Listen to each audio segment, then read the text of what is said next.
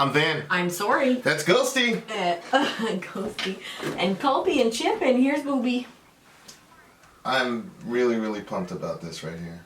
So apparently somebody in the village makes these. It's got a Sori secret dolls. shirt.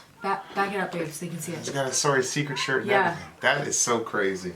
They make these, like, they make all kinds of different ones. So, it's Carmen, and I think her boyfriend's name is, I forgot. I don't even know if they're together. Good Lord. Oh my God. Anyway, I reached out to them. I reached out to them and I said, "Get me one." And they said, "What do you want us to do?" I said, "Surprise me." I don't know how you got this to stand. I don't know. The kids did. I don't know. Really, there's probably a stand that you put with it. It's like, oh yeah, he bends all over the place, so you gotta just adjust him. Maybe we can have him sit down. He's a little drunk. Yeah. All right, so that's Ghosty. To everybody that went to the baby shower yesterday, thank you guys so much for sharing. A few more packages showed up.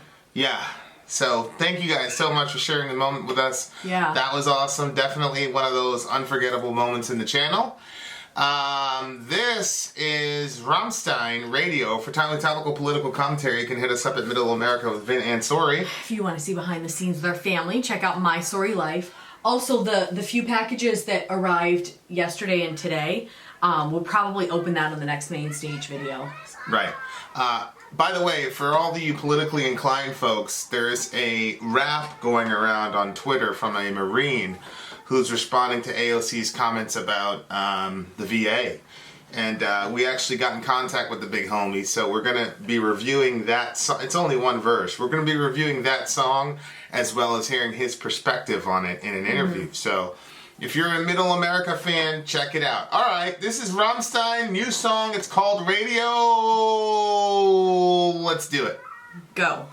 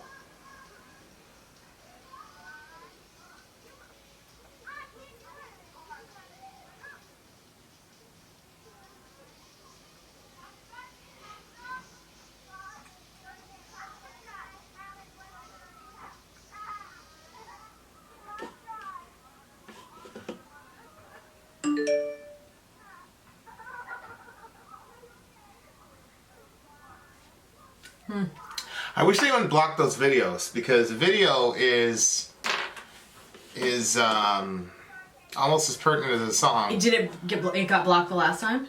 Oh yeah, Rammstein. Yeah. Oh. Your official videos get blocked, and we had to re-upload it.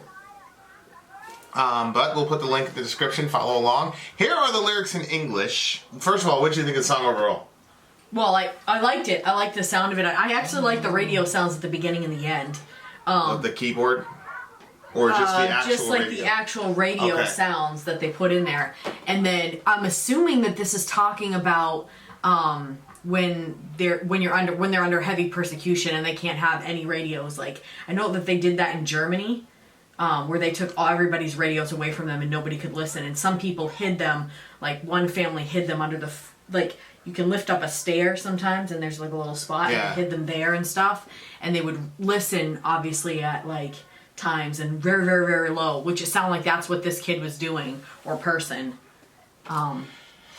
Yeah, I didn't look at it like that at all. I looked at it like, because I was looking at the lyrics, I looked at it as his experience with music and how liberating music was to him, and how important music was to him growing up. Oh. Because it says, really? We were not allowed to belong, see, talk, or hear nothing. But every night for an hour or two am I gone from this world. Every night a bit happy, my ear very close to the world receiver. And then it goes to radio, my radio. I let myself suck into the ether. My ears become eyes, radio, my radio. So I hear what I do not see. Silent, secretly, wanderlust. So it just looks like... Yeah. You know, he was always out of place and all that. And it's interesting because I don't know what the rock scene was for Germany when he was a kid. Mm-hmm.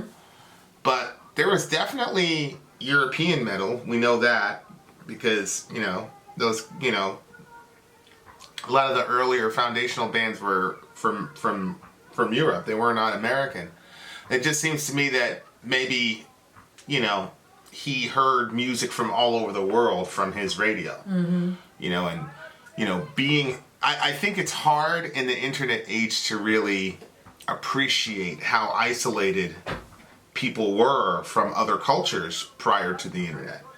You know, like, you know, we've got, because of the internet, I'm able to eat chocolate from Belgium and all the rest of it. You don't know how limited everything was before that. Mm-hmm. So I don't know how old this guy is, but he was definitely, I'm about 100% certain when he was a kid there was no internet, and so your way of cross-cultural, cross-continental, you know, intercourse would have been through radio. Yeah. And radio would have been very, very important to you. You know, and radio, and maybe I'm reading a lot of myself into this because, I mean, there were definitely some, you know, you had the jackboot guys showing up and trying to stop it and everything. Yeah. But they couldn't stop them because, watch the video, because they were basically holograms. Yeah. So they weren't able to, but I think that's talking about the powers that be trying to censor music, but because it's non-physical, you can't get your hands around it and control it. Oh. So the music is going to continue to spread, and the messages that music takes is going to spread, and you can't stop it because it's not something that you can put behind bars. You can't put a song behind bars unless you're rapping. Oh. Does that make sense? Bars? You usually have 16. So yeah, that's how I took that, is because it's talking about, you know, the power of music to influence so many different factors of life. Like you had the Catholic nun lady, and she was, you know, she was sitting there listening to the radio, and then at the end she was punishing herself, probably because she felt guilty for listening to, you know, whatever, because as a Christian you're not supposed to listen to, you know, whatever. So it just seems like all the different ways societally music functions to liberate people, you know, it functions to liberate people from religious, you know. So what was happening at the store where it was like a radio store? Yeah, and that lady wanted to get a radio. Yeah. You think what? She was just trying to find ways to get freedom through music? Yeah, but she couldn't get it? Yeah, I think that it's talking about the opposing, because there's always been opposing forces, not just to music. I mean, like the relationship between the church and the arts has always been, you know, kind of acrimonious. Sometimes, the church spent millions of dollars, funding artists.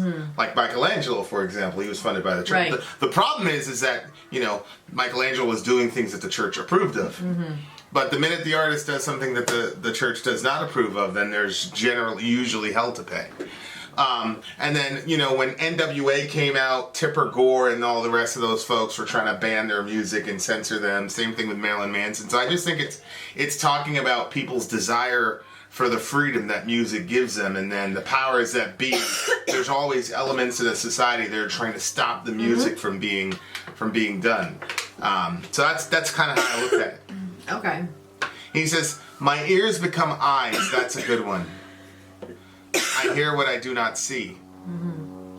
See, all of this was just that same narrative that I had. Like, they were hearing about that in the war, like, stuff was advancing and it looked like freedom was coming their way and stuff. So he wasn't able to see, like, what was actually, like, in where they were, it looked like nothing was changing. But then they could hear different stuff. But I see what you're saying. It doesn't look like it's... Well, I don't know if he would have been a kid during World War II. I mean, I think he's old, but I don't think he's that old. Yeah, but I don't assume that they're writing about their actual story, that they're writing about somebody else's story. But Right. Yeah, I Well, in the bridge, every night I secretly climbed on the back of the music, put the ears to the wings, sing quietly into the hands every night, and again I fly just away with the music, float through bright rooms, no borders, no fences. So the no borders, no fences part was again something that I was like, oh, okay.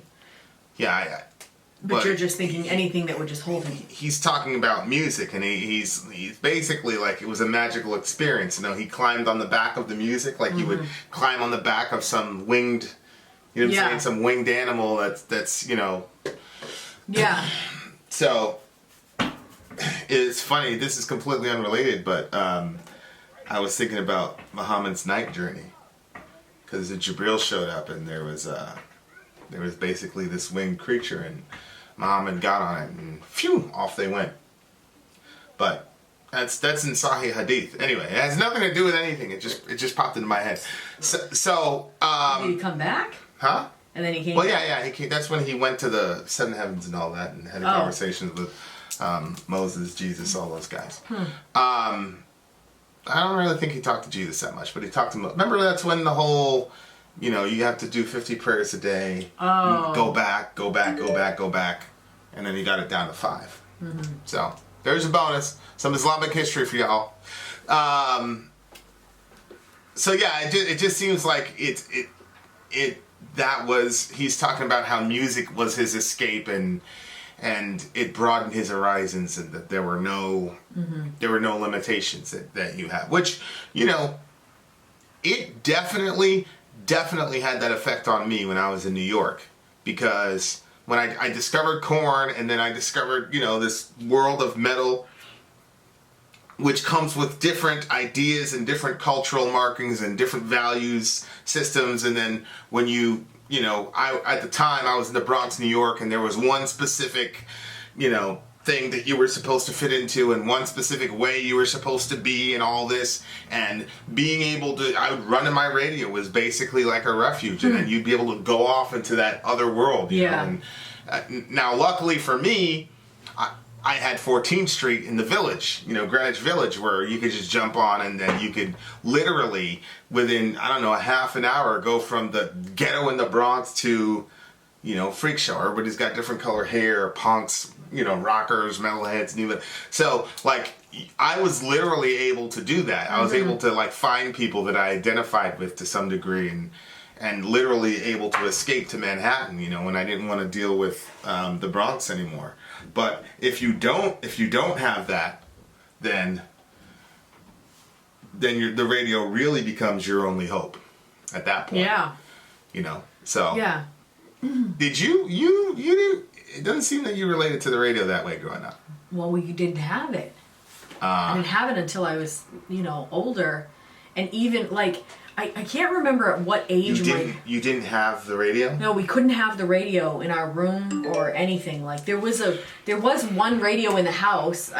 I mean, there was probably more than one, but they were in the house. Like, my parents would, my mom didn't put on music a lot, and, like, my dad didn't either. Neither one of them really did. When my father was in his truck, he would listen to music. But my mom would listen to more sermons and stuff. She would listen to Joyce Meyers. But my mom, like, always felt overstimulated. You know what I mean? So, well, she was homeschooling you guys, a bunch of kids, and the neighborhood kids would always come over to the house. So it was just too much. So I think adding that extra layer of, like, music was just too much. But then, like, I remember they got us, like, little radios for, like, Christmas or something like that, where you could put tapes in it and record yourself and stuff like that. And we could listen to some stuff there, but it always had to be the Christian station. And I think that part of my problem was I think that I would have needed other types of music to be able to find an escape. Like, I don't think that I could completely find it. I found it in some of the songs, but... Right, it'd be very, very hard to escape. There's no way to escape with Christian music because you were in a Christian milieu. Yeah. So that wouldn't have been an escape to you. Yeah, so I think that was, I couldn't... I think that I didn't have that opportunity. And then when I became, once I turned 16 and then, like, I could listen to the radio in my car, I think that's part of the reason why I would go for drives. I'd go for drives and I'd turn up the radio and I would just, get lost in the music. Yeah. So, I did. Yeah, there it is. Just later. Yep, that's true. There it is. We were not allowed to belong, see, talk, or disturb nothing. Every body of song was forbidden. I'm assuming he means every form of song was forbidden. I think that's probably a language thing. So dangerous, foreign notes. That's funny because, what is it, the Devil's Triangle? Is that it? Or the devil, what is it? There were certain notes that were from the devil, right? Yeah, that's what, not my church. My church never said that, but... You guys were progressive. I feel like I'm being mocked right now. No, it was another church that was saying that. They called it the devil's something. Yeah, there was certain notes that you couldn't play because they were the devil's notes. I don't know what they said. I don't remember what they called it, but unbelievable. But very believable. All right. What do you get the song? Oh, I think it's really good.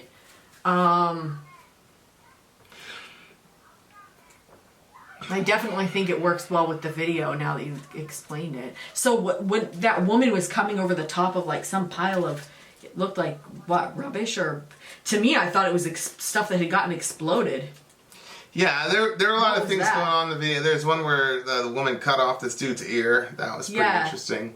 I didn't understand. That's just another form of censorship to stop them from hearing the music. No, what about the girl coming over the top of that thing? To me, I thought she was, like, fighting against going against the war, but now that it's not that, I don't. Well, she might have been going against a war against censorship. About censorship, you know what I mean? Okay. Like that's that. It seems to me that with this record, because we did the last one, the Deutschland song, when they were really trying to say something and really trying to be provocative. It seems like with this record, they're trying to really make a lot of commentary. A lot of people are, like, speculating this might be their last record. Oh. So it's just kind of like, it's one of those situations where it's like, okay, it's the last one, so we got to sum it up with, lyrically and stuff. Sonically, though, I didn't really like the song. It was, oh, really? Yeah, it was a dun dun dun dun dun dun. Yeah, I like it. That riff's been recycled a trillion times. Yeah. Felt like that. I felt like this song was heavy on the lyrics. Like, lyrically, this was great.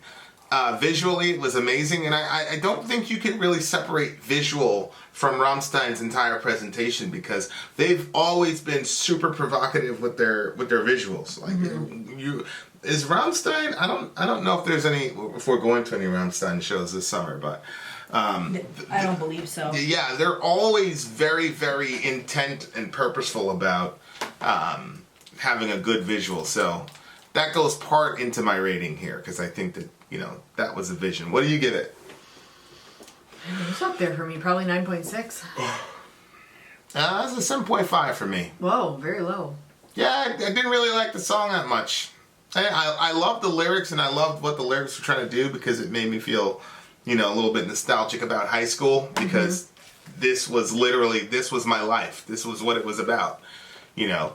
But the other stuff, the way the music was just really just, I don't want to say boring, but I've heard it before. Yeah. So all the Rammstein fans are gonna be mad.